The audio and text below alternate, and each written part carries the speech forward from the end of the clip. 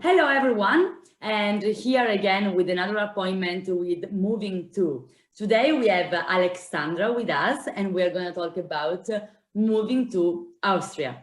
Alexandra wrote a book about her expat life as a diplomatic spouse.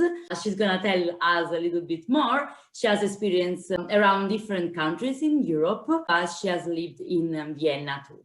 So today we will get some tips about how to move to Austria. Hi, Alexandra. Thank you for being here. Hello. It's a pleasure. Always a pleasure to talk to you. So thank you. Thank you. So, as I said, we have lived for a while in Vienna, in Austria. Today we are going to go a little bit deeper on this experience. If someone is thinking to move to Austria in general, of course, everything we say is based on the experience that we have. We always advise to have a look to the official website to be updated on the information. It's going to be the first things to do if you are thinking to move to Austria. I would say, first of all, you should study a little bit about the country you are going to move. And this is true for any country you plan to move. So a little bit of cultural awareness about the people and the places where you are going to move are always a good idea. When you move to Austria or you move to Vienna or to other city or place in Austria, first of all, you should register. So this is the first step. If you decided to move there, first of all, so register with the mayor, look for a house. And once you found it, you have to register. In order to do the other steps, in order to start properly your life there, you need to have that. Okay. And after that, you go farther with the other authorities. Okay. And you have any tip or information that we should have about, I don't know, like cost or regulation for apartments in Austria or in Vienna, at least? Of course, the prices may differ depending on where you choose to live in the city. So if it's very center, probably, of course, it's going to be more expensive. But the prices of the rent in Vienna are very strictly regulated. So depending on which area you find an apartment, you will have some limits, so within which you can expect the rent it will be.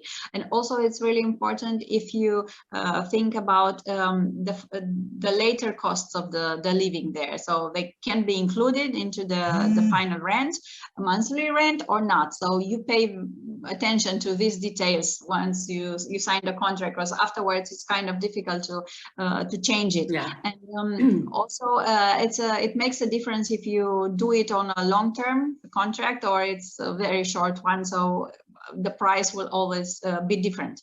So if you stay longer, if you sign for a longer period of time, it will be in your advantage for sure. After the registration, you say we can go further with other, let's say, admin stuff. What you can have after that? You should think about health insurance, first of all. You can always choose between state insurance or private insurance. There are advantages in both ways. We had a state insurance, but we were pleased with that. Of course, the difference comes especially when you have to go, for example, to hospital, and maybe you have better conditions. If you have a private one, you'll be sure that you'll have like a room only to yourself. But I had a room when I gave birth to my son. I was in a room, just me, and I was like very well taken care of. So I can testify the medical system is really, really good in Austria. It's a different situation if you, for example, want to see a specialist. Most of them, they have private practices. The good doctors have private practices, so you will have to pay a little bit more. But out of the fee, the normal fee that you pay, you will always get something back afterwards from the insurance company. So it's also a good thing. And also, if you go to a private practice, you will have the advantage that probably you will get to see a doctor sooner than if you wait in line for just to go to the hospital or to see through the normal insurance. But Makes both sense. are fine. I mean, I'm really a big admirer of their health system. So I checked it a few times. My husband was also had some surgery while we were there, and everything was fine. Okay, good. Well, I guess it's very important to know if the health system works good and if you can trust it in the country where you are. So this is really interesting to know. Thank you, Alexandra. Just one thing to add here. Yeah. I would also say that they are very, very compassionate. So I really like that, but especially when you are in hospital, you need somebody to have compassion and to have a warm approach and to listen to what you're. Yeah, and they are really good at it. So I really admire that for everybody, and especially at the beginning when we were not very familiar with the place and with everything, we found very warm people everywhere. So it was really nice. Nice. So that's really nice, and it's kind that you are underlining it. So people from Austria that are listening to that will be happy to hear it. True. And what you say is basically that yes, you gave birth in Vienna, so it means you are a mother. As a mother, what is one tip that you want to provide to the other moms that are going to live in Austria? If you are moving with small kids, especially kindergarten kids, you should think about looking for a kindergarten place as soon as possible, even before moving there, because the places in kindergarten, especially for smaller kids, for toddlers, are incredibly scarce. The demand is very high, so you'll probably have to wait in line for at least a few months to get a place. If you're lucky, maybe you can do it earlier, but just to give you a small example, when we moved, we registered our daughter, and we were incredibly lucky because we found this kindergarten. It's called Kinder Company. They have a network of kindergartens, bilingual kindergartens in Berlin. But it was this one who was brand new, and they were just opening it, and that's how we found the place. I mean, we were incredibly lucky. I know that. And, when we registered her, they said, "Oh, okay, so you're pregnant. So when are you due?" And I said, "In a month." And they said, "Don't you want to register your son too?" And I said, "Already? Yeah, to make sure that you will have a place for him afterwards." So we basically registered him in kindergarten before he was born, and he started 1 year later with going kindergarten. So this is how it works. But of course, everybody wants to get the best education for their children. So this is one of the main concern of everybody who has kids. And they know that everybody is looking for a good kindergarten, a good school. They look around and talk to other parents. So this is important. And also a good thing is that Vienna supports everybody. They are very, usually around Austria, they are incredibly supportive of families with kids. So they are terribly friendly everywhere you go. They allow you everywhere. They facilitate your life to make it easier when you have kids. And also about kindergarten, they in Vienna they pay like half of the fee of the kindergarten. So even if you are registering your kids in a more expensive one, you will have a deduction in the fees because they will support half of it, which is really important. Yeah, the city hall. I mean, half payment comes from the city hall. Yeah. Well, that is definitely important. First thing, you have to register. That's what I said. I mean, once you're registered there as a citizen of Vienna, you can benefit from all this. Yeah, of course. I mean, you are registered, so you exist for the city. Then they can support you in what you need according to the rules that they have. What about the language? How easy is to live in Vienna speaking English? Is better to start to learn the local language, that is German, I believe. And what is your experience about it? Normally now, especially when I have a class in intercultural communication, I always advise everybody when they move somewhere, they should start learning the language first because it helps tremendously. But I didn't do the same when I moved to Austria. So when I moved there, I didn't know any German at all. And for a couple of years, I didn't know anything. I mean, except from just a few words that you normally pick up along the way. And I went by with English just fine. So a lot of people, most of the people, they speak English perfectly, so you get along.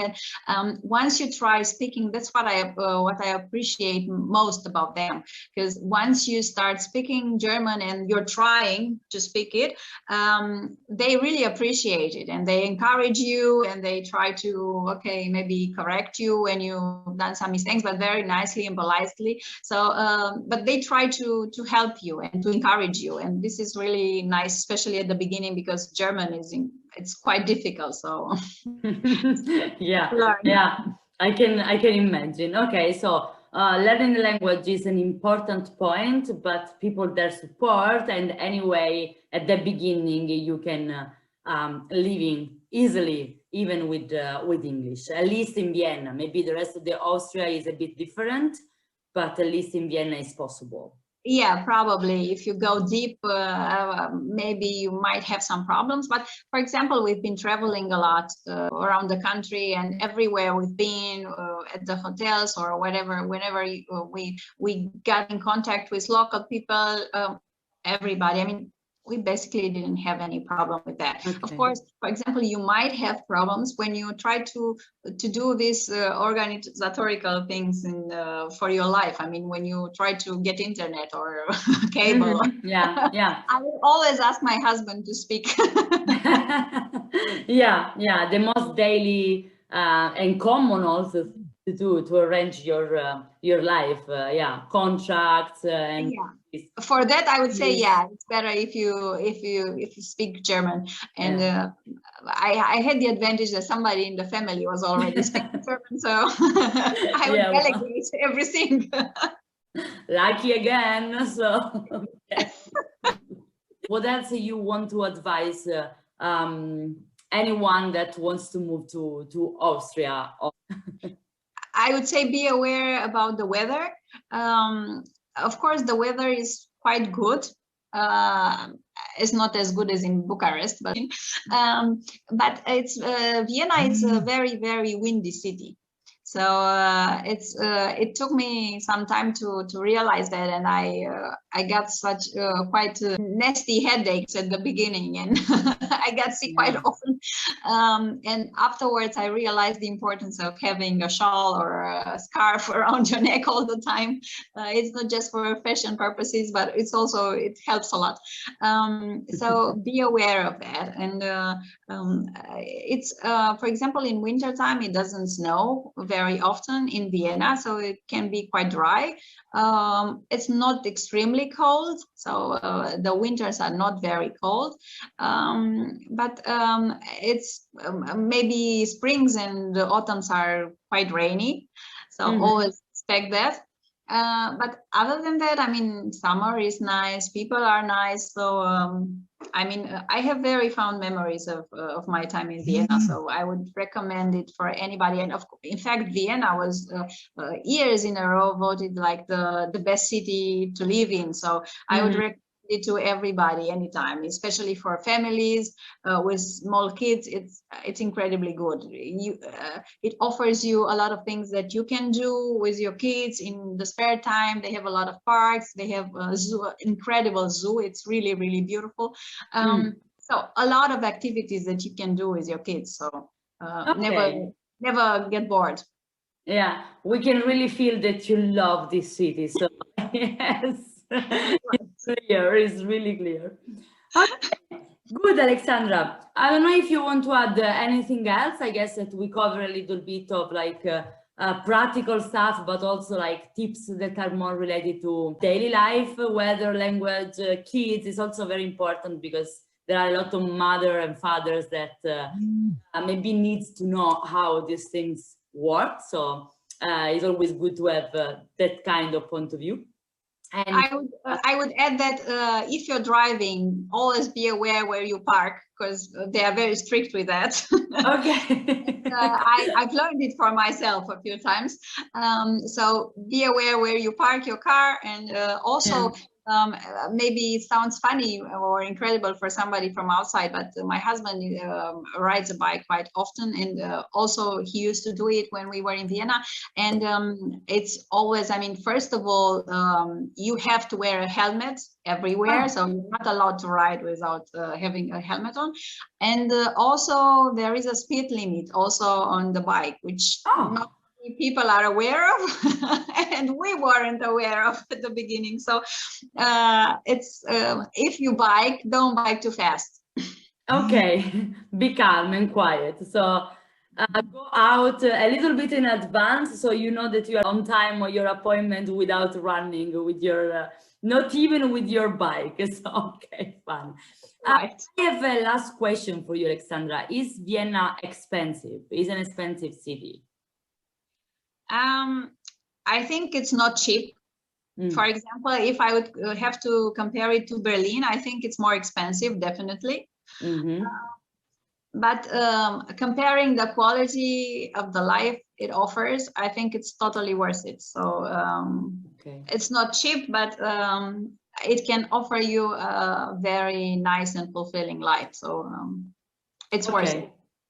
Well, so thank you, Alexandra. Of course, on the description of this video, there will be links to the accounts of Alexandra Paulescu. So you can also read her book if you are interested in a little bit about her Expat life. And at the same time, we are going to add some links to official website in Austria, just to have the opportunity to go deeper in that information that we have just shared with you. Thank you everyone for watching it. Thank you, Alexandra, for your time, and talk to you soon. Bye.